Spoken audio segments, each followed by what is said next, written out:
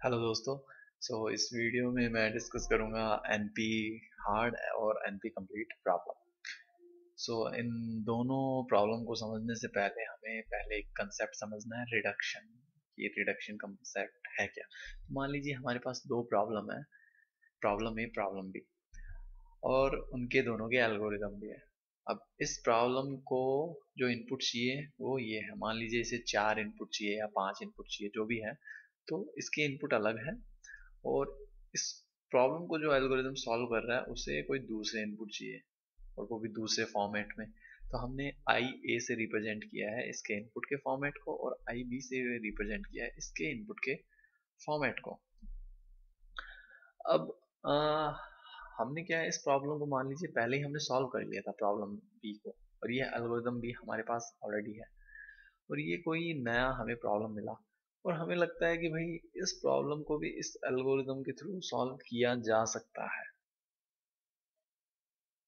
Okay, तो उस case में यदि हम इस प्रॉब्लम को इस एल्गोरिदम के थ्रू सॉल्व कर देते हैं तो हमें ये एल्गोरिदम लिखना ही नहीं पड़ेगा। ठीक है। हम ये अज्यूम करके चल रहे हैं कि जो एल्गोरिदम बी है वो प्रॉब्लम ए को सॉल्व कर सकता है। अब हमारे पास, हम कंसीडर कर रहे हैं कि ये है एल्गोरिदम ए, ये इनपुट लेता है उसके बाद आउटपुट देता है। और हम ये जो रिडक्शन प्रोसेस देख रहे हैं, ये देख रहे हैं डिसीजन प्रॉब्लम्स के लिए। डिसीजन प्रॉब्लम क्या होती है? डिसीजन प्रॉब्लम में जो आउटपुट होगा वो या फिर यस होगा या फिर नो होगा। ओके, इसके अलावा कोई आउटपुट नहीं होता है। एल्गोरिदम ए इनपुट लेता है आई ए फॉर्मेट में, और उसके बाद आउटपुट देता है। और हम ये मान के चल रहे हैं कि हम इस प्रॉब्लम ए को इस एल्गोरिदम के थ्रू सॉल्व कर सकते हैं। तो हम क्या करेंगे, इस इनपुट को दे देंगे एल्गोरिदम बी को। बट एल्गोरिदम बी तो आई बी फॉर्मेट में इनपुट लेता है। तो हमें क्या चाहिए, हमें कोई ऐसा कन्वर्जन करने वाला चाहिए जो कि इस फॉर्मेट को आई बी फॉर्मेट में कन्वर्ट कर दे। तो हमने एक फंक्शन ले लिया काम में एफ। ये फंक्शन क्या कर रहा है, इस फॉर्मेट को कन्वर्ट कर दिया इसने एल्गोरिदम बी वाले फॉर्मेट में, और एल्गोरिदम बी ने आउटपुट दिया। अब या तो वो यस होगा या नो होगा, और वही आउटपुट मान लिया जाएगा एल्गोरिदम ए के लिए। ये जो फंक्शन है आप इसे ऐसे भी लिख सकते हो, ये आई ए लेगा और ये रिटर्न क्या करेगा, आई बी। ये है रिडक्शन का कंसेप्ट। ठीक है। अब हम ये कब बोलेंगे कि एक प्रॉब्लम दूसरी प्रॉब्लम में रिड्यूसिबल है? ये जो एक्सप्रेशन है, हम क्या है, इस एक्सप्रेशन को बोलेंगे कि problem A is reducible to problem B. मतलब हम प्रॉब्लम ए को इसमें रिड्यूस कर सकते हैं यदि एक, if there is a function, मतलब ऐसा कोई फंक्शन है जो कि इसके इंस्टेंस से इसके इंस्टेंस में कन्वर्ट कर दे। मतलब इनपुट का जो फॉर्मेट हमने देखा था, which convert instance of A into instance of B. और ये जो कन्वर्जन होगा वो पॉलिनोमियल टाइम में होगा, इसके लिए हमने लिखा है p plus solution of that instance provide solution to problem A. तो अब यदि मैं इससे समझाऊं तो ये है कि प्रॉब्लम ए को प्रॉब्लम बी में उस केस में रिड्यूसिबल माना जाएगा कि ऐसा कुछ एक फंक्शन हो जो कि इस इंस्टेंस को कन्वर्ट कर दे प्रॉब्लम बी के इंस्टेंस में, और ये जो कन्वर्जन होगा ये होगा पॉलिनोमियल टाइम में। प्लस ये जो आउटपुट देगा ना, वही आउटपुट होगा एल्गोरिदम ए का। अब इसकी कॉस्ट कितनी होगी? तो कॉस्ट हमें पता है कि यदि हम ये पूरा का पूरा प्रोसेस ले रहे हैं तो कॉस्ट, इसमें जो कॉस्ट लग रही है इस एल्गोरिदम की जो कॉस्ट है वो, प्लस इस फंक्शन की जो कॉस्ट है वो, तो जो टोटल कॉस्ट होगी वो आ जाएगी conversion cost plus algorithm B cost. अब हम मान के चल रहे हैं कन्वर्जन कॉस्ट पॉलिनोमियल है, और एल्गोरिदम बी की जो कॉस्ट है वो।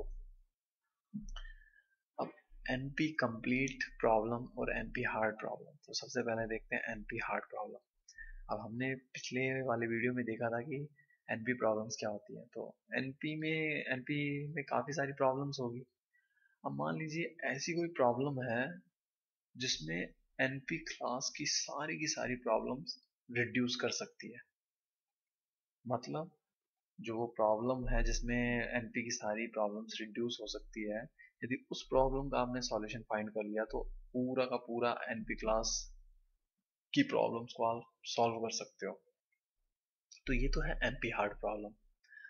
अब मान लीजिए एक प्रॉब्लम है वो एनपी हार्ड है और वो एनपी क्लास में ही बिलोंग करती है, या दूसरे टर्म में मैं कहूँ ऐसे कह सकता हूँ कि एनपी क्लास में एनपी कैटेगरी में जितनी भी प्रॉब्लम्स है तो उनमें, जैसे मान लीजिए कि ये एनपी कैटेगरी है तो इस कैटेगरी में ये ऐसी प्रॉब्लम है जिसमें ये सारी प्रॉब्लम रिड्यूस हो सकती है। ए जेड को भी इसमें रिड्यूस कर सकते हो, ए को भी कर सकते हो, बी को भी कर सकते हो, ए जेड, मतलब सारी की सारी प्रॉब्लम इसमें रिड्यूस हो सकती है।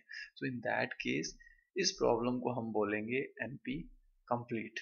सो एनपी हार्ड एनपी कंप्लीट की यहाँ पर फिर से डेफिनेशन है कि यदि सारी की सारी प्रॉब्लम जो कि एनपी में है वो रिड्यूसिबल टू पी, तो ये कोई एनपीपी वाला नहीं है, इसे कुछ और ले लीजिए ताकि कंफ्यूजन ना हो। इसे मैंने ले लिया let's say A.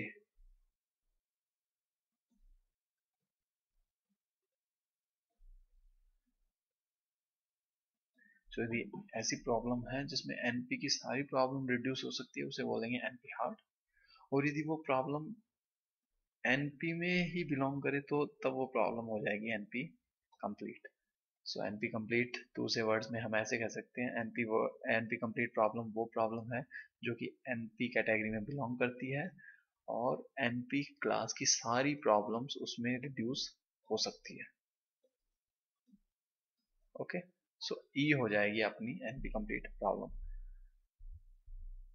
So P सारा का सारा एनपी में आता है, ठीक है। अब एनपी, अब ये प्रॉब्लम्स एनपी हार्ड है, मतलब ये ऐसी प्रॉब्लम है जिसमें सारी की सारी एनपी क्लास की प्रॉब्लम रिड्यूस हो सकती है। अब इसका कुछ पार्ट ये जो कॉमन है ये है एनपी कंप्लीट, मतलब एनपी हार्ड भी है प्लस ये इतना इतना एरिया एनपी का है। तो ये प्रॉब्लम क्या है जो इस साइड में ये एनपी में बिलोंग कर रही है और एनपी हार्ड भी है।